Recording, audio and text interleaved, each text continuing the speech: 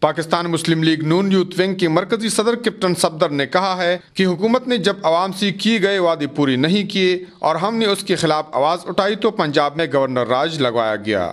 انہوں نے مزید کہا کہ مسلم لیگ نون نے عوامی خدمت کی خاطر 15 ایسی وزارتیں چھوڑی جن کے لیے دیگر سیاسی پارٹیاں ترس رہی ہیں۔ ان خیالات کا اظہار انہوں نے چارسدہ میں یوتھ ونگ کی ضلعی صدر عمر حیات خان درانی کے ساتھ ایک خصوصی ملاقات کے دوران میڈیا سے بات چیت کرتی ہوئی کیا۔ اس موقع پر سابقہ ممبر قومی اسمبلی ماروی میمن، صوبائی general secretary youth wing Abdul Bari Khattak اور صوبائی رہنما فرید توپان سمیت کثیر تعداد میں پارٹی کارکنان موجود تھے۔ کیپٹن صفدر نے مزید کہا کہ مسلم لیگ نون نے ہر دور میں ظلم و ناانصافی کے خلاف عوام کا ساتھ دیا ہے۔ لانگ مارچ کے ذریعے ججوں کی بحالی کی۔ انہوں نے عمر حیات درانی کی قیادت پر اعتماد کا اظہار کرتے ہوئے کہا کہ ہم ایک ایسی یوتھ تیار کر رہے ہیں جو صرف مسلم لیگ نون کی یوتھ نہیں ہوگی بلکہ مستقبل میں پاکستان کا پورا نظام سنبھالیں گے، جو ملک سے مکمل طور پر کرپشن کا خاتمہ کریں گے، جس کی پاکستان کو اس وقت اشد ضرورت ہے۔